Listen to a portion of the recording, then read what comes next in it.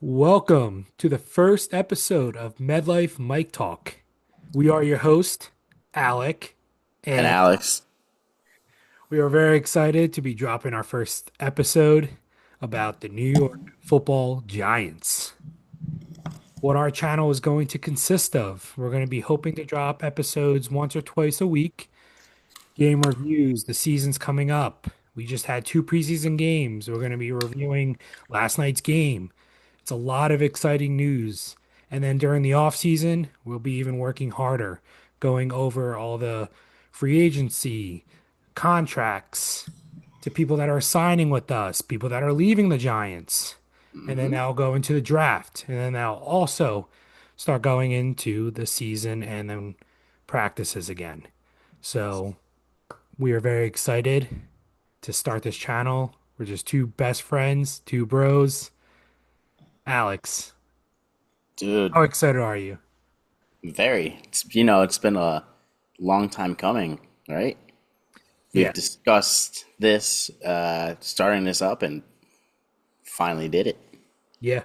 No, yeah, like I said, you know, we're not used to doing this type of stuff, but this is something that we wanted to do for quite some time, and now we are finally pulling the trigger and doing it. Kind of So, nervous, yeah. right? Oh, It's like yeah. I've watched many podcasts before, but fuck, doing like your own right now, it's kind of nerve-wracking. We're gonna look back like many episodes, maybe like a year later, and be like, "Oh, what the hell? Yep. Look at this, so cringeworthy episode one." Yep. All right. So I want to start off by going over, last night's win against the Jets in the preseason. As many fans say, it's just preseason, but, we've been through a lot of dark times in the last decade with the Giants. So any sort of win, any sort of growth is definitely fun to see as a team. I feel like the feel in the locker room from reporters, just overall, it's definitely something different this time around. I don't know Definitely. if you feel that too, but No, I feel definitely a change in just the vibes. Seeing videos, seeing like the locker room, like even they say like it's a whole different like fresh of breath air. Like I don't know if it's from different pieces that they added towards the team that bring like this good vibe. Like obviously Jameis Winston, yeah, like he's one of the goofiest players, but also like good character. Like that's a good. I wouldn't say like a really good, like best quarterback, but he's done some good stuff himself. But for yeah, good character wise, good locker room leader, like can't get better than that. He fucking makes me laugh. yeah. No, Makes he's all his teammates laugh. Brightens up their days and stuff like that. yeah, he's a former, number one pick in the draft, and same with, Russell Wilson, who's won a Super Bowl in our Yeah, stadium, I was specifically. pretty hyped when they signed Russ as well.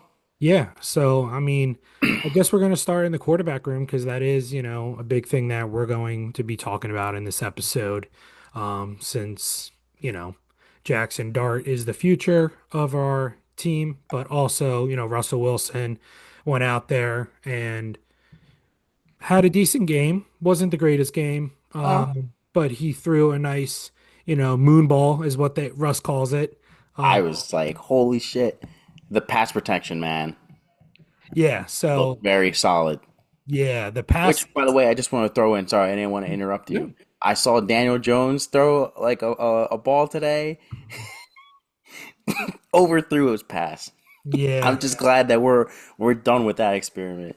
yeah, on to bigger and better things for sure. That is, the hope, with Jackson Dart and just in general with Russell Wilson, because we'll see how long this experiment goes for with Yeah. Russell Wilson, because I feel like the leash is getting shorter. I don't want to say it's getting a lot shorter because I feel like they got to give Jackson Dart a little time. Yeah, I'd But he's say give definitely him. way ahead of schedule, and reporters are saying that he's way ahead of schedule, which is great to see. But we still got to have Russell Wilson at least play a game or two before we throw Dart in there. Oh, most definitely. I know Russell Wilson will hold his own, and I also do feel like he will have some bad games, but it's it's normal. But I'm sure once they throw Jackson Dart in, I think he'll be more than ready. Yeah, no, I definitely agree. So, the stats that we had from yesterday from Jackson Dart alone, he was 14 for 16 in passing, 137 yards, one passing touchdown, and then one rushing touchdown. Between both games, he's had a total of 320 yards thrown, three total touchdowns, zero turnovers, 26 for 35 in passing, and 117.7 passer rating, which is pretty solid. That's That's from pretty solid. PFF.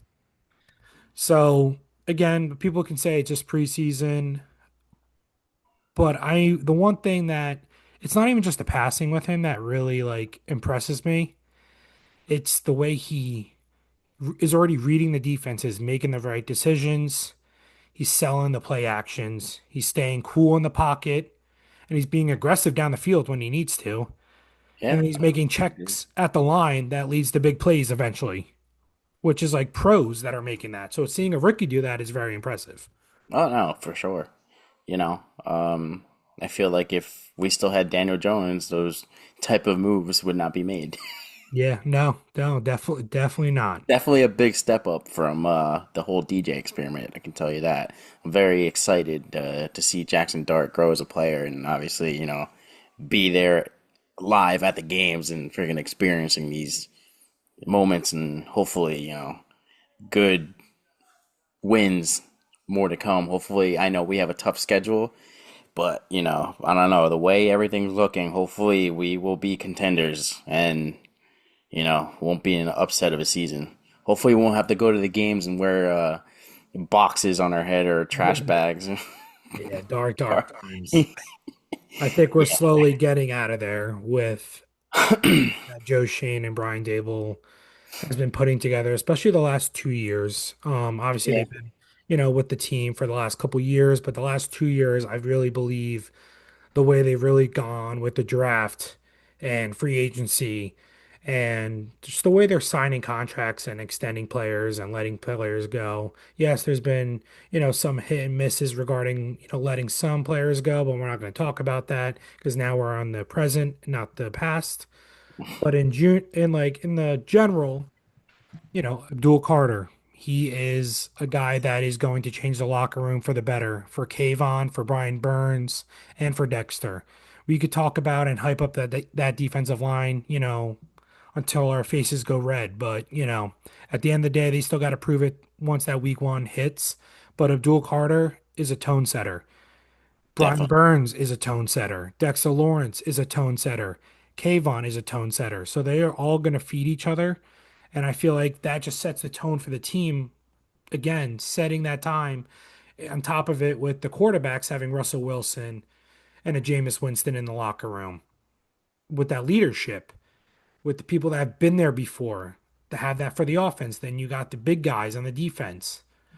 This team is slowly becoming changing the direction that I feel like we've needed for a while because I felt like the team was, I don't want to say the word soft, but you could definitely tell it was not where it needed to be. I feel like we were lacking something, some spark, like some pieces there to like have that defense that will make them plays. Like yes, they made plays, but like there was many times where it just hasn't been good. Like the defense, like we had some signings where like okay, we're gonna have like a nice secondary, but then like we get blown out. They give up big plays, and it's like where's the like the pass rush? I feel like now we have a pass rush for the first time since probably a decade, more than a decade now. Yeah. You know, No, yeah. And the one thing that you mentioned that, like that I want to mention about is that not only that about the pass rush, but I feel like the thing that's different this time around with Dable specifically, we've been to a lot of week one games, especially the last 2 years. Very memorable. Vikings last year, then the Cowboys the following year on Sunday Night Football. So we got blown out. Both teams. Vikings ended up being actually pretty good last year, which was actually pretty surprising. But at week one, no one really knew what the Vikings were at that time because we were playing week one. Cowboys blew us out 40-0, Sunday Night Football, national TV. So now you fast forward this time around. I think is also interesting is what Brian Dable's doing differently is that he's been playing the starters longer periods of time where he was playing it safe the last 2 years and not playing the starters and only letting them play like a drive on the last preseason game. And then that was like their exposure to like tackle football before the week one game. And then they come out week one flat and not ready and prepared. And then there's rumors going around that their training camp was like more of like a resort rather than like an actual practice. Where this time around, it's kind of the opposite. This year, it's a little more tense. Not as tense as I probably would want it to be, but definitely more tense than the last 2 years. And then starters are starting to play a little more during the preseason games. And they need that. Like they can't just go out there week one. There's certain players that are okay not wanting to play Oh yeah, definitely certain for at players. least, a solid couple weeks. But now we're at the point where we need to really worry about getting this team on the right track. And I think Dable's getting there. Yeah. I mean, I agree with what you said because last year, like you said, they didn't play them as much during the preseason. First game in, start of the season, you get destroyed. Yeah. You know, it's like yes, you practice and everything, but that's just practice. Yeah. You know, you got to be in there getting them reps in for like an actual game, and then have it showing what you've been working for. Besides doing the practices, and then look at the result. What happened game one against Yeah. get destroyed. But Yeah. no, I feel this year is going to be different. Hopefully, I've been saying the same thing for so long, getting so many heartbreaks.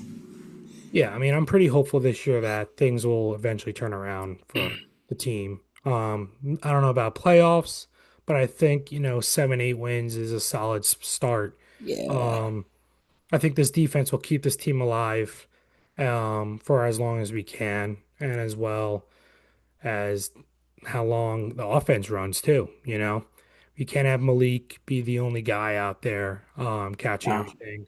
And it came out today that he's battling basically like 3 injuries at once right now, um, which is why he's been out the last 11 days during practice.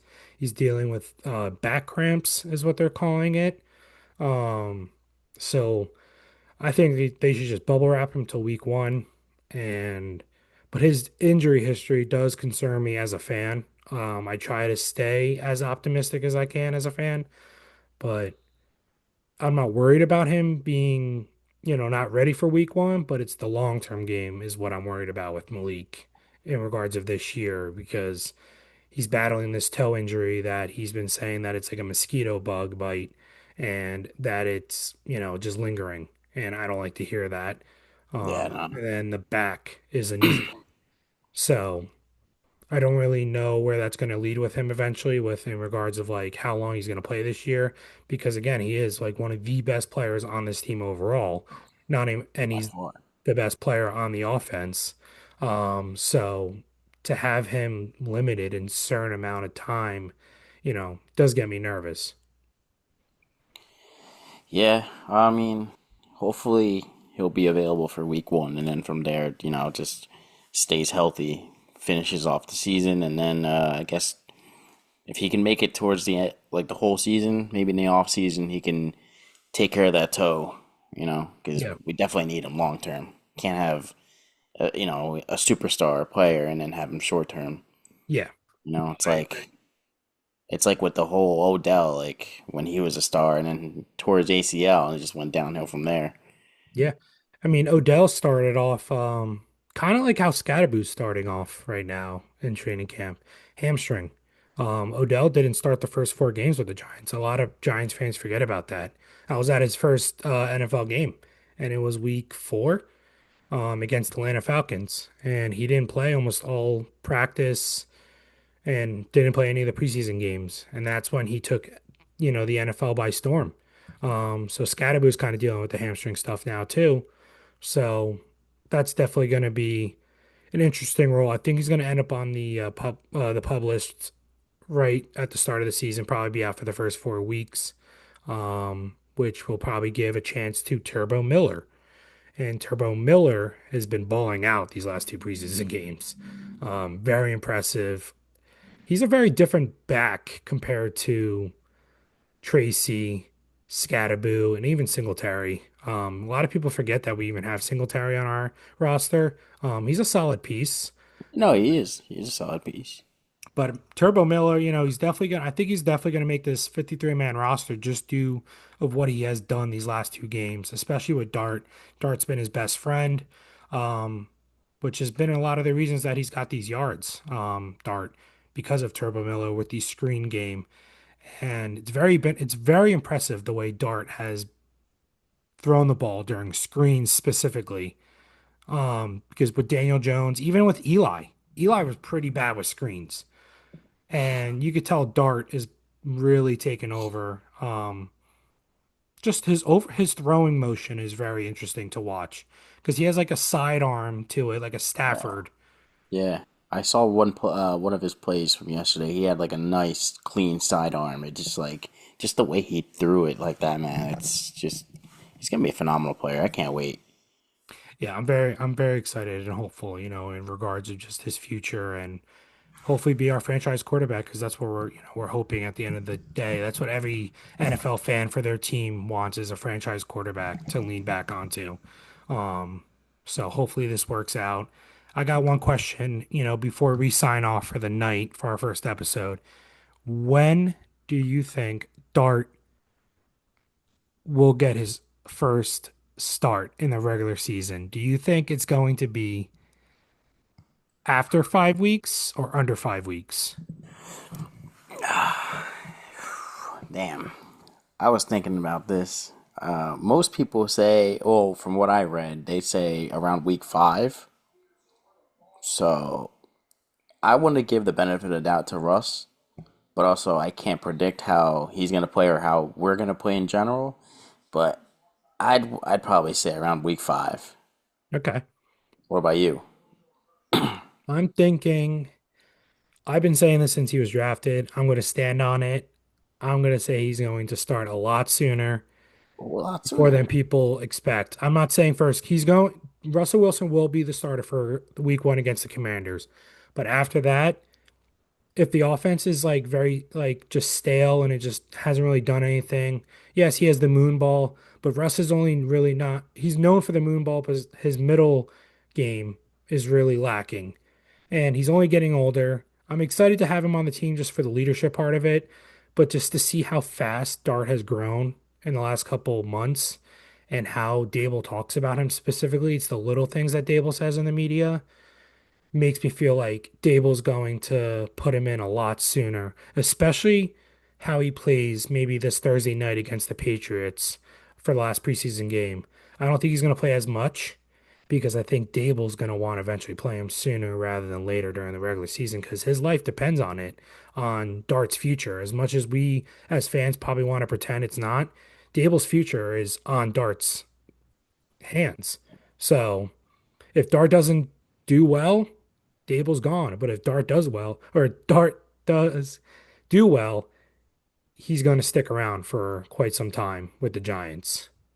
Now here's another question for you though. Do you think, like, let's say Russ isn't performing well? Do you think Dart jumps over Jameis? Because right now it does seem like it's gonna be it's Russ, Jameis, Dart, but I feel like the way he's playing, I feel like he's one upping Jameis, and Jameis will be QB3. I think Jameis might be traded Oh. before the season starting, which would lead to Vito to still be on the team, probably be on the practice squad because the Giants took three quarterbacks last year, and I think regardless, even if Jameis is on the team, I still think he's going to be QB2, Dart. So yeah, I definitely do think Dart's going to be QB2, but when the official 53-man roster comes out in a few 2 weeks or so. So you So still think still gonna be on the team? You don't think he's gonna like someone else is gonna pick him up? oh, somebody will pick him up. If Winston's on the team still, somebody's picking up DeVito, 100%. Yeah. Okay. But if Winston gets traded, DeVito will The definitely DeVito, yeah. definitely will probably be on the practice squad for now. But yeah, no, I mean, I'm hopeful for the future. But like I said, this is our first channel. This is our first episode. We are very excited. It's a very short, quick episode, but we want to get an episode out for the introduction itself. We're very excited for this future for our whole channel itself. So please subscribe, please like it Please follow. because we're putting out a lot of good content coming out soon. I have a lot of good Oh, yeah. plans coming up. And if you're not down with that, we have two words for you. Suck it. Oh man, I can't wait, man. I can't wait. This is only gonna get bigger and better. Episode one's gonna be,